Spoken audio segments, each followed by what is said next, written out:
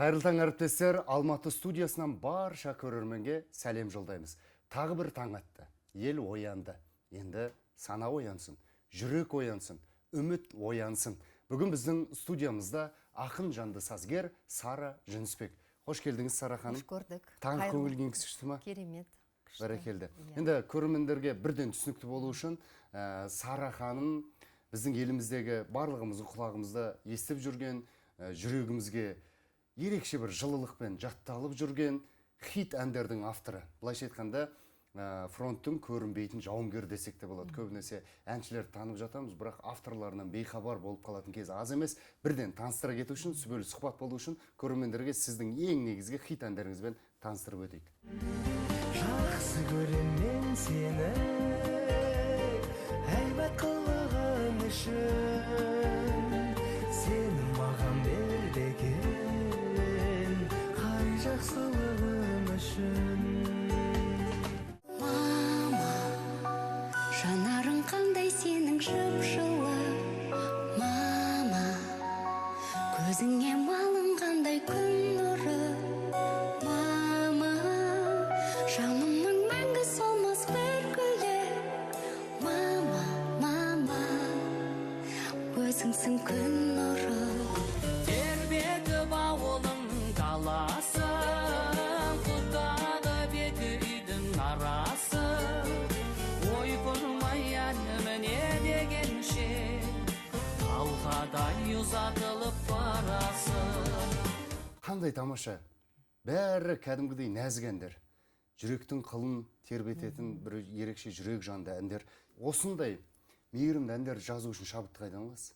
Енді шабыт айтып келмейді. Өйткені осы өмірде болып жатқан түрлі құбылыстардан ақындар негізі сол мынау дүниенің құбылыстарын әдемі бір нәзік үнмен жеткізетін, әдемі көркем сөзбен жеткізетін жандар ғой.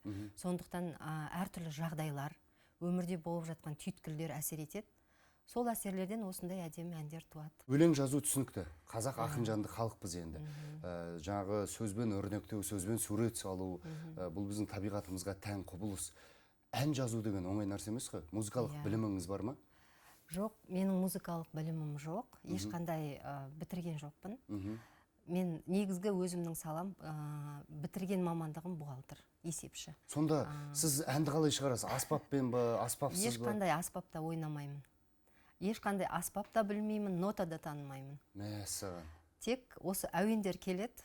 Мынау қазір енді интернеттің дамыған заманы, бізге де өте осындай көрінбей жүрген сазгерлер өте көп қой жер-жерде. Сол кісілерге үлкен мүмкіндік болды бұл. Диктофонға жазып алам, ән келген кезде, соны студияға алып барам. Ол кісілер демо версиясын жасап береді, солай әншілерге ұсынам. Әншілерге өзіңіз ұсынасыз. Өзім ұсынам. Құрметті көрермендер, бұл бірден сіздерге түсінікті кетейін, музыкант ретінде түсіндірейін. Бұл үлкен парадокс, себебі көп сазгерлер міндетті түрде бір аспапта ойнайды, оның аккордтарын сүйемелдеп отырған кезде, мысалы гитарамен сүйемелдеп отырған кезде ар жағынан ән өзі сұранып тұрады. Ал сізде аккорд жоқ, аспап жоқ, яғни ол сіздің шынымен жүрегіңізден шықты деген сөз. Енді бүгінгі таңда қандай өнерпаздармен, әншілермен тығыз байланыстасыз? Тығыз байланыста ең алғашқы шыққан 2017 жылы Қарындасқа тілек деген әнім. Айдар Тұрғанбек, жігіттер квартетінің солисті. Одан кейін Ата-анаға алғыс деген ән жаздық. Қазіргі таңда өте кең таралды. Сәкен Майғазиев ағамыз әке әнін айтып жүр қазір. Мадина Садвақасова мама әнін айтып жүр. Төреғали Төреәлі қай жақсылығым үшін. Айта берсек, тізіп айта берсек өте көп. Мен енді бұл жерде нәзік жанды қыздардың сондай табиғатын көп жырладым өзімнің өнерімде. Қыз ұзату тақырыбына 50-ге жуық ән жазыппын қазір.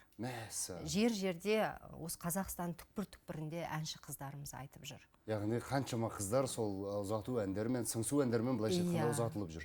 Осы сіз атап өткен әндердің ішінде бір ерекше жүрекке жылулық сыйлайтын, бір қолмен бесікті, екінші қолмен әлем тербеткен аяулы аналарымызға арналған Мадина Садвақасованың орындауындағы мама әні. Сонда бір мейірімді ән. Мен айтар едім, Мадина әпкеміздің баяғы хиттарынан кейін, бұрынғы хиттарынан кейін, қазіргі бір ерекше бір расымен репертуарынан орын алып, паспорты деп айтатындай болған әндердің бірі. Осы әннің тарихы жайында айта кетіңізші, қалай, қайдан шабыт келді? Енді бұл әннің тарихы 10 жыл бұрын дүниеге келген бұл ән. 10 жыл бұрын дүниеге келді, жатты диктофонда. Яғни әні де сөзді сіздікі? Әні де сөзінде шығардым. Бұл ән таң атқанда жұмысқа бара жатқанда шықты. Кәдімгі есепшілік, бухгалтерлік жұмыс? Жоқ, негізі мен құрылыс компаниясында кадрлар бөлімінде жұмыс істеймін. Кадрлар бөлімін басқарам. Есепші болып та жұмыс істеген жоқпын. Өйткені есепті мен жаным сүймейді. Маған ән жазу, өлең жазу деген табиғатыма жақын. Сол кадрлар бөлімінде жұмыс істеймін. Таңертең жұмысқа бара жатқан кезде ол сирек құбылыс. Ақындарға, сазгерлерге түнде келеді ғой шабыт. Ал маған таңертең келді ол шабыт. Бір анама деген бір сағыныш болды ма, білмеймін. Аялдамада тұрдым, автобус күтіп.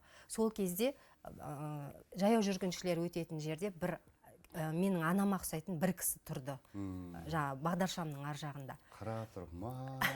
Қарап тұрдым, күн шығып, күн сәулесі тура сол кісіге түсіп тұр екен. Нұрына малынып тұр да. Әдемі картина. Иә. Сол кезде сол мама, жанарың қандай сенің жып-жылы, мама, көзіңе малынғандай күн нұры. Осы сөздер келді бірден. Кейбір әндер болады, өзінің әншісін күтіп жатады. Біреуге ұнамаған ән, біреудің бағын ашады ол ән. Сондықтан да ол сондай өзінің бір сәтін күтіп жатқан сияқты бұл ән. Қанша жылдан кейін Мадина алды? 10 жыл болды, туылғанына 7 жыл жатты ән. 7 жыл жатты? Иә. Мадинаға дейін басқа біреулерге ұсынып көрдіңіз бе? Ешкімге ұсынған жоқпын. Менің осы өнердегі Рүстем Арсланов деген досым бар. Хитмен, ол кісі де хит завод дейді ол кісіні. Және Нұр Шапағат деген өнерлі сіңіліміз бар. Сол кісілермен жақсы доспыз, қарым-қатынасымыз жақсы. Сол үйіне жиналдық үшеуміз. Сол кезде мен Шапағатқа айттым, менде осындай бір ән бар, көрші пианиноға салып деп. И ол айтты да бірден жылап қалды сол жерде. Сарапке, мынау неге жатыр сізде, қалай жатыр бұл ән, бұл шығу керек мына ән деп. Сөйтіп қайта-қайта айтып, демосын жазып қойдық, сол күні ұсынды. Бірден мынау Мадинаның әні деді. Сөйтіп Мадинаға ұсынды, бір апта Мадина мән берген жоқ. Бір аптадан кейін Мадина үстіп асықпай әндерді тыңдап жатқан кезде мына әнді, ол кісі де таңертең мына әнді тыңдап Шапағатқа жазады. Нан өтіп кеткен жоқ па, әлі ешкімге берген жоқ па, мынау менің әнім ғой деп. 10 шақты күннің ішінде тез аранжировкасын жасатып, әнді жазып, артынша бейнебаян түсіріліп, бір айдың ішінде ән жарыққа шықты. Сара ханым, мынандай кітап жарыққа шықты. Сара Жүнісбек әйел барды. Ішінде сіздің шығармашылығыңыз, өлеңдеріңіз, әндеріңіз, орындаушыларының суреттерімен деген сияқты. Не себепті кітаптың аты әйел барды 3 нүктесімен? Кітап шығуын шықты, тақырыбына келген кезде іркіліп қалдық кішкене. Сосын Рүстем Арсланов сол кезде 2024 жылдары мынау әйелдің қоғамдағы әйелдің тағдырлары, зорлық зомбылық көрген, сондай бір тақырыптар қатты белсенді көтеріліп жатты. Давайте осы әйелдердің құрметіне әйел барда деп қояйықшы кітаптың атын деп ұсыныс тастады. Жарайды дедім. Мынаны әртүрлі әркім пайымдап жалғастырғысы келеді екен. Әйел барда үйде береке бар, әйел барда әлемде сұлулық бар, әйел барда жылулық бар деген сияқты әрі қарай әркім өзінің несін ойын жалғастыра береді. Мынандай сұрақ қояйықшы онда, бүгінгі таңдағы өзекті мәселе. Бәрінен тәуелсіз әйел мен дәстүрді сақтайтын әйел. Екеуінің қайсысы сізге жақын? Дәстүрді сақтайтын әйел. Нағыз міне. Қаймағы бұзылмаған оңтүстіктің менталитетіне сәйкес әдем жауап болды. Бұл тек оңтүстіктікке қатысты емес, қазір енді өзіңіз байқап жүрсіз ғой, қоғамда қазақ ұлтындай қыздарын, әйелдерін қадірлейтін ұлт аз шығар. Мысалға, қыз қонақ деп әкелер қыздарын бала күнінен жоғары төрге отырғызады. Төркіндетіп келген кезде ерекше қадірлеп, қызын еркелетіп жатады. Негізі, бірақ келеңсіздіктерді аз емес қоғамда болып жатқан. Соған орай не бір жалаулатып әңгімелерді айтып жүргендер аз емес. Сонда да сіздің айтатыныңыз осы, яғни тәуелсіз болу міндетті емес, ең бастысы дәстүрді, менталитетті сақтап қалу. Әрине. Алдағы уақытта көрермендерді қандай жаңалықтармен қуантпақ жоспарыңыз бар? Қай әншінің орындауында қандай ән тыңдай аламыз дегендей? Бұйырса, Мақпал Жүнісова апайымыз жақында Билеші деген ән алды. Бұйырса осы 8 наурыз концертін берейін деп отыр. Республика сарайында үлкен концерт. Сол жерде тұсауын кеседі осы әннің. Осы жақында ғана, кеше ғана тәмамдап бітірдік. Ерболат Ержанбай деген әншіміз бар, талантты. Сол кісі менің келіншегім деген әнді жазып бітірдік. Осы бірер күнде тұсауы кесіледі. Сәкен ағаның орындауында болашақта 2 ән тыңдап қаласыздар. Асыл жарым және қызыма деген 2 ән алды.